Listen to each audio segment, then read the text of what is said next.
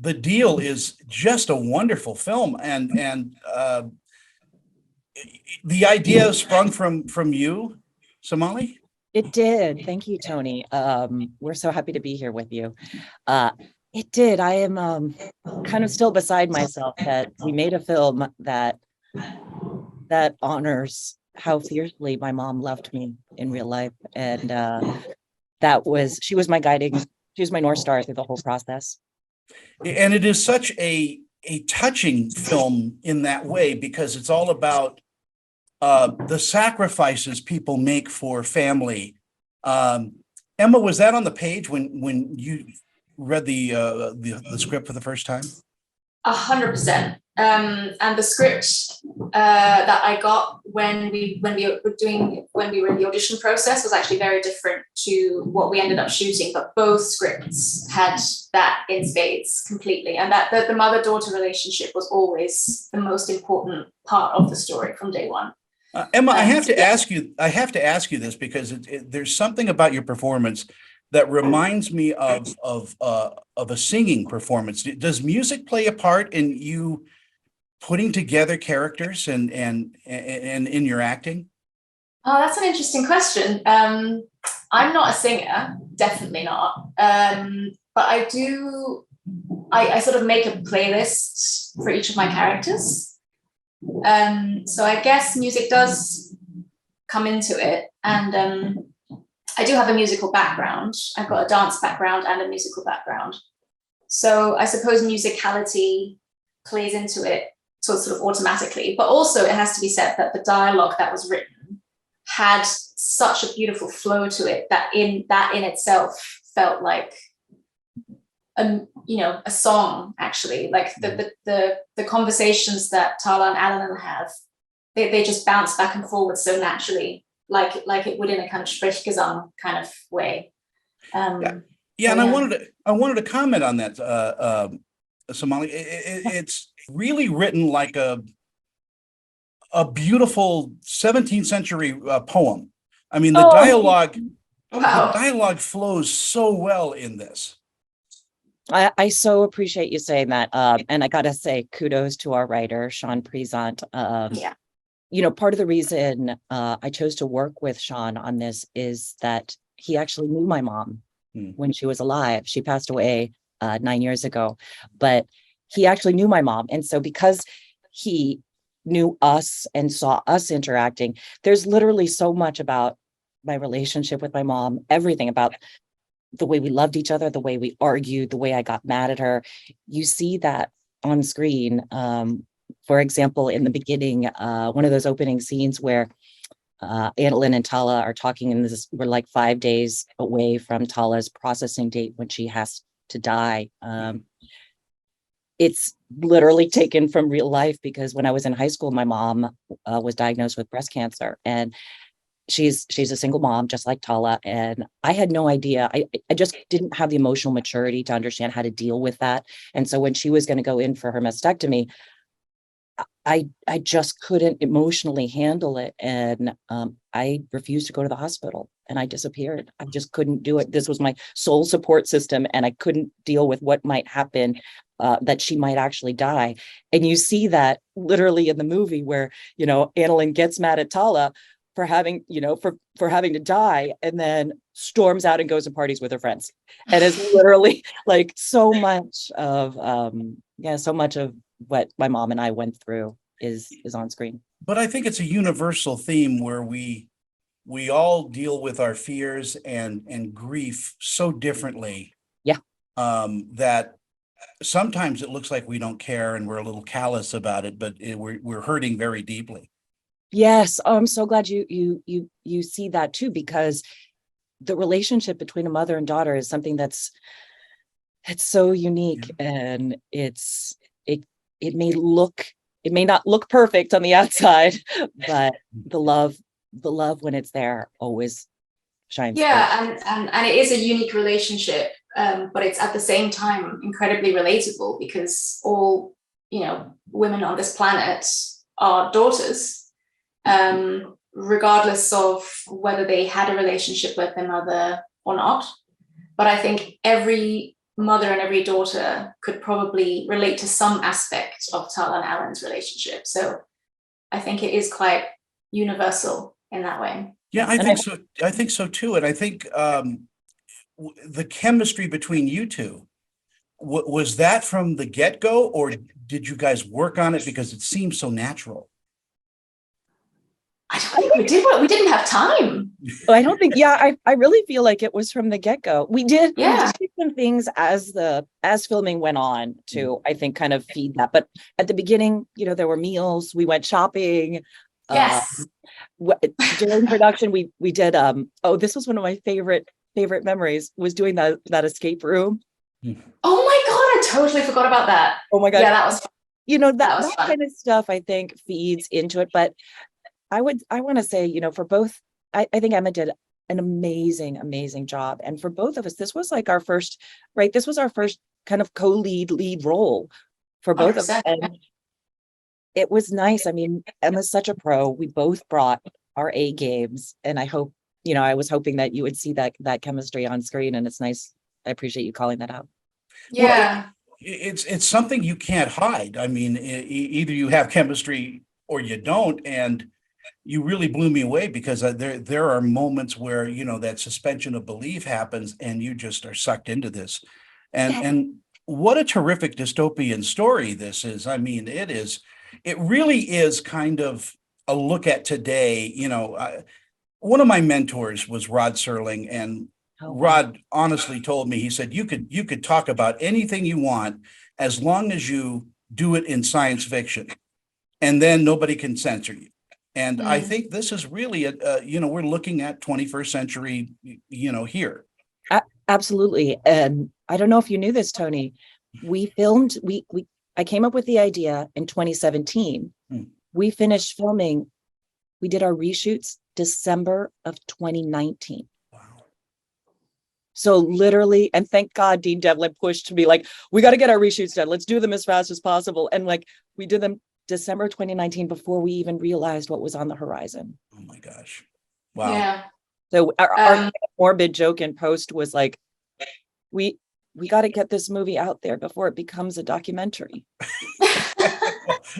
Well, you have some kind of crystal ball that you need to rely on. But again, the drama in this movie, is tapered with comedy. There's a lot of fun in this film too. So I think you can't be human without having both sides, the drama masks, the tragedy and the joy. Well, you can't survive in this cruel world without having a different perspective or having that sense of humor. And I think that's one of the things I loved about Emma's performance. Oh, yeah. and why we cast her too, because you understood the comedy to it. You understood, and it's not like slapstick, it's those moments that are sprinkled in throughout that make your character, I think, so charming and relatable. And Emma, for me, as a film critic and a reviewer, and what I do, knowing that somebody walked into a character, kind of knowing the whole character from the get-go, I use that word twice, get-go, is really, really very rare. You think? I think. No, it's true to say that I found Annalyn very easily. Maybe because I just saw a lot of myself in her. I guess I was maybe a little bit similar when I was a teenager. I was also quite stubborn and sarcastic and angry.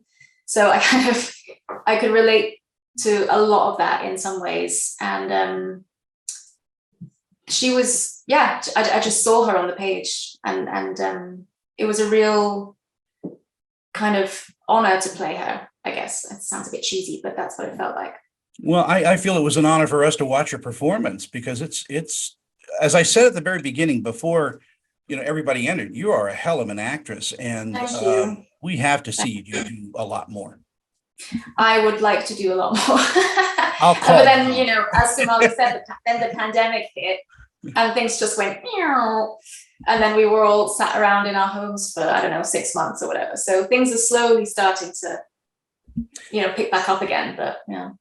Sumalee, there's something about you that I absolutely adore and love. It's the fact that you do a lot of voice work. And Oh, my aunt was June Foray, who was the premier what? voice actress in Your aunt is June? yeah. The voice Oh of my Rocky. God, Tony, I had no idea.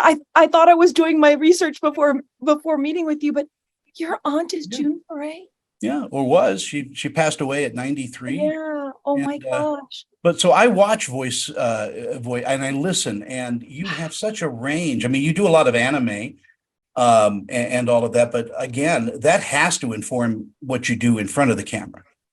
Oh, absolutely. I think I always say I started off doing voiceover, but my voiceover work made me a better on-camera actor. And then at one point, on-camera acting made me a better voiceover actor. And they're two, I kind of refer to them as like, one is like watercolor and one is acrylic. They're both painting, they're both acting, but they're different mediums. And yeah, I think part of the reason why I immediately set this story in a sci-fi world, because in my voiceover work, especially in video games, I'm so used to playing in that space, and it feels so comfortable and natural for me as an actor. So as a storyteller, it just naturally worked out that way. But I love that you understand voiceover, and that all my friends are voice actors and actresses. So Jess Hartnell and yeah. I mean, we all hang and do voices. It's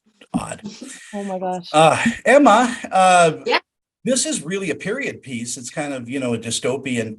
Does costuming play a part in informing your character? Yes, I would say so. And I think the simplicity of Annaline's costume actually helped me because it didn't kind of get in the way of anything. It very much blended with the character and it didn't distract from her character. And someone else asked me once, how many pairs of those trousers did you have? Because I only wear one pair of trousers for the whole film. And I can say that we did have 3 pairs. I didn't just wear one pair for the whole thing. Especially for the bit where we end up in the water. No spoilers, but where we end up in the water at some point. There were quite a few quick changes that we needed to do. So we ended up having to, go through all the items that we had. But yeah, definitely. Yeah, all 3 of them. All 3 trousers were used, and now they're up on eBay, probably. Yeah, no, I don't know where they are. I hope they can burn something. Before we say goodbye, I mean, I have to also mention the musical score to this is just brilliant. Thank you. It went through some iterations, but I love where we got to as well. I think the score to me really reflects what we were doing too with the film. We took this intimate mother-daughter drama essentially and wanted to set it in a big, more commercial, a big sci-fi world. And I think the score reflects that. You hear elements that are like, really intimate, but there's something about it that feels, kind of familiar to an American ear. It's big sci-fi, it's, dystopian, it's a big Hollywood movie, but we took a really small, intimate, compassionate view into that dystopian world. Well, and I think that's a brilliant way to do it. And you did mention Dean Devlin, who I love and adore. What a brilliant mind he has. Amazing. We could not have done this without him. And he and Electric and his wife Lisa, they were literally the first people that I wanted to bring the film to, the script to. Once we had it developed, they were my first choice partners, and I was so lucky that they read it. I think Lisa really connected to it as a woman, and she was really focused on what it said about, and centering women in this world and what they're going through. And then Dean, of course, brings such huge sci-fi world building experience, and his, being a veteran producer. I think we were able to create what I wanted to do was create something that hadn't been done in the dystopian sci-fi genre, marrying it with that smaller, intimate story. And he made Electric made it better than I saw in my mind's eye in development. He's a great guy. My favorite memory of him was really early on. He was there for the prep week and for the first week of the shoot, and he is so supportive of, you know, his whole crew and his whole cast. And I just remember on, like, I think day 2 or day 3, we were in the blocks, and the first thing, you know, we all came on set, the first thing he said to us, you know, to Sumalee and me and Orshi, the director, they were like, "Here are my goddesses." And he's just, you know, he just embraced us and really championed us. And he's a champion of, you know, his actors that he endorses. He's one of the only people in Hollywood that I truly believe you can shake his hand and that's a contract. I mean, he just is so honest and loving about this business. I totally agree. I mean, that's part of the reason, you know, this is my first script baby, and you don't want to hand it off to just anyone. You want to hand it off to someone who will take care of it in a way that Dean and Lisa did, and I'm so eternally grateful to them for that. Emma, I'm going to give you the last word. What do you think audiences are going to take away from watching The Deal? Well, I think the fact that this was filmed before the pandemic but has come out after the pandemic is, you know, I think film Contagion, which is also about a pandemic, skyrocketed in terms of viewership during the pandemic. So I think it's just become so much more relevant. And yeah, again, the mother-daughter relationship, there's not that many films made that tackle that relationship in particular, and especially not in sci-fi. Yeah. I mean, I actually had to really rack my brains to think of one. And the only one I can think of is actually a very recent one, which was Everything, Everywhere, All at Once. Wow. Which was fabulous. But yeah, it's, you know, in a very different way to The Deal, also the mother-daughter relationship. So yeah, I mean, I hope people love it. I hope people watch it and love it. I hope it brings joy. I don't know if it can be called joy really, but you know, it should be entertaining. You know, let's be real. Like we're here to. This is entertainment. Yeah. But so I hope it's entertaining as well, and I hope people have a good hour and a half sitting in front of the TV with a glass of wine and watching the story. I hope it brings up great conversation and that people can just discuss, and then hug your kids. Yeah. Ladies, thank you so much for me taking up all your time this morning. I appreciate it. Not at all. It's our pleasure. Thank you So much, Tony.